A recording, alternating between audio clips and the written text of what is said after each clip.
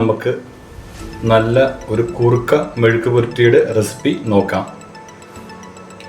അതിനായിട്ട് 1/2 കിലോ കൂർക്ക നന്നാക്കി ഇതുപോലെ അരിഞ്ഞെടുത്തിട്ടുണ്ട്. ഇത് നമുക്ക് ഒരു പാത്രത്തിൽ 1/2 ടീസ്പൂൺ ഉപ്പും 1 നുള്ളു മഞ്ഞൾപ്പൊടിയും ചേർത്ത് വേവിച്ചെടുക്കാം.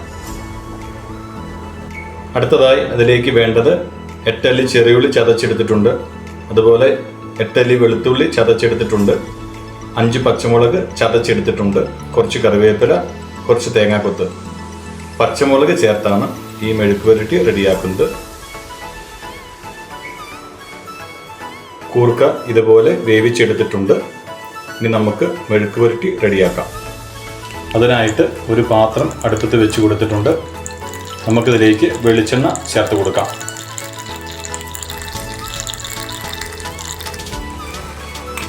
വെളിച്ചെണ്ണ ചൂടായി വന്നിട്ടുണ്ട്. ഇതിലേക്ക് 1/2 ടീസ്പൂൺ കടുക് ചേർത്ത് കൊടുക്കാം.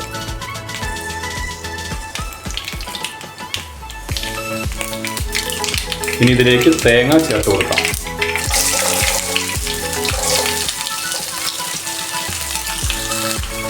തേങ്ങ ബ്രൗൺ കളർ ആകുന്നവരെ നമുക്ക് ഇളക്കിയെടുക്കാം. തേങ്ങ കളർ മാറിയിട്ടുണ്ട്. ഇനി ഇതിലേക്ക് നമുക്ക് ചെറിയുള്ളി, വെളുത്തുള്ളി, പച്ചമുളക്, കറിവേപ്പില ചേർത്ത് കൊടുക്കാം. നന്നായി മിക്സ് ചെയ്തെടുക്കാം.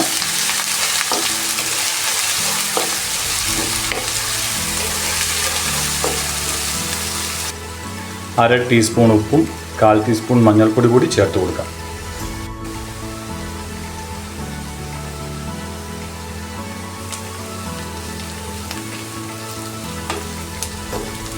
മസാല നന്നായിട്ട് മൂത്ത് വന്നിട്ടുണ്ട്. ഇതിലേക്ക് നമുക്ക് വേവിച്ച് വെച്ചിരിക്കുന്ന കൂർക്ക ചേർത്ത് കൊടുക്കാം.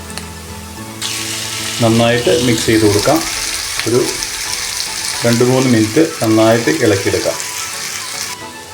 അങ്ങനെ നമ്മുടെ കൂർക്ക മെഴുക്ക് പുരട്ടി റെഡി ആയിട്ടുണ്ട്. എല്ലാവരും ചെയ്ത് നോക്കി അഭിപ്രായം പറയണേ. Thank you.